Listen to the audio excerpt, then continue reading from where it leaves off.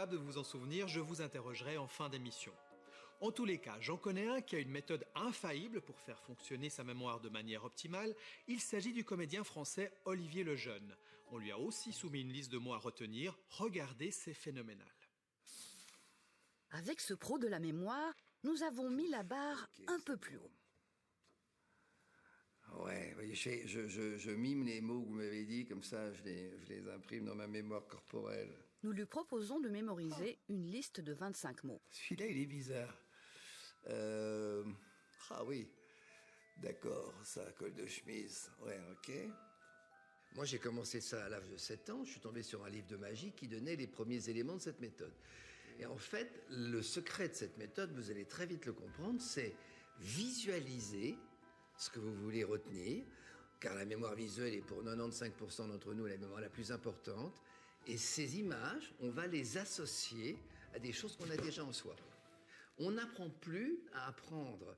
On n'a que le rabâchage. Les capacités de mémorisation d'Olivier Lejeune sont si étonnantes qu'il décide un jour de transmettre sa méthode.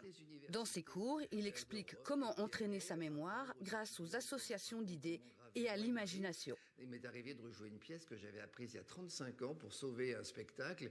J'ai relu le premier rôle et instantanément, les 800 lignes sont revenues parce que j'avais bien gravé au départ. Moi, je connais tous mes numéros de sécurité sociale, tous les comptes en banque, toutes les plaques de voitures, les voitures de mes enfants, les numéros de compte en banque de mes enfants, parce que je me suis amusé à l'apprendre.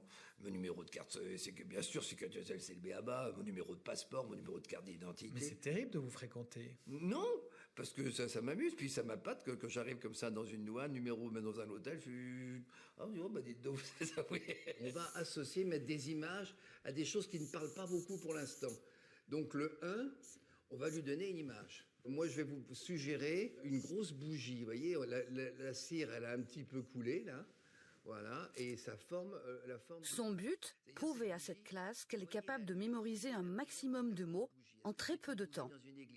Plus votre image va être précise... Et pour mieux se souvenir, il fait aussi appel au mime. On croit qu'on se souvient, mais si l'image n'est pas exacte, donc on peut imaginer une grosse cierge. Vous soufflez. Rappelez-vous l'odeur, cette petite fumée noire. Rappelez-vous la sensation de la cire chaude, difficile à décoller. Je suis peut-être un des rares metteurs en scène. Une semaine avant de passer, je dis aujourd'hui, on file la pièce sans aucun mot. Tout sort en geste, visualisé. Et du coup, ça force le corps. Alors vraiment, de Funès, on a l'exemple, quand il mangeait dans la grande vadrouille le gâteau et tout. Et c'est pour ça, c'est-à-dire que le corps exprime tellement d'images qu'il est d'une efficacité rare. Et souvent, nous, les comédiens, on reste là.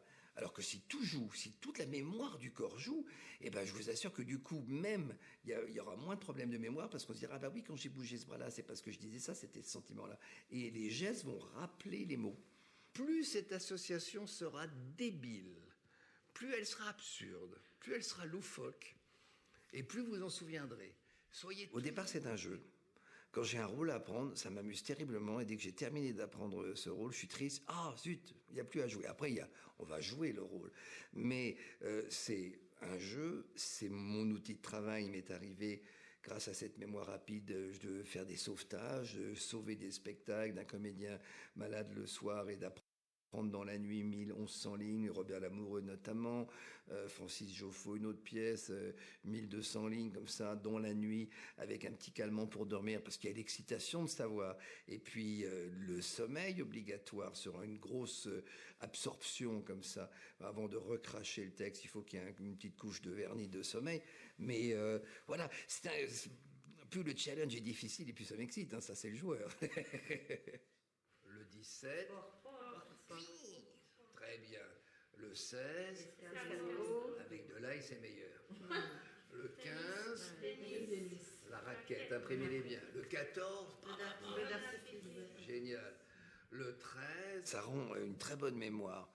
Efficacité, numéro de téléphone, on se rencontre dans la vie, on n'oublie pas l'anniversaire, on connaît le prénom des enfants, mais on devrait tous avoir, je dirais, un entretien quotidien. On devrait se donner un challenge. Je suis sûr que ce serait bon pour la mémoire collective. De se dire tous les jours, allez, aujourd'hui je retiens au moins 3, c'est pas grand chose, 3 choses nouvelles, j'apprends. Une citation peut-être, un mini-poème ou un numéro de téléphone. Ma liste de courses, je prends pas de papier. Faut se méfier, c'est quand les choses sont très simples qu'on a des trous de mémoire. Si on se dit « Ah oui, ça c'est facile, je m'en souviendrai », c'est fini. Vous avez perdu votre concentration. Et monsieur le professeur, alors, maîtrise-t-il ce qu'il enseigne avec tant de conviction ?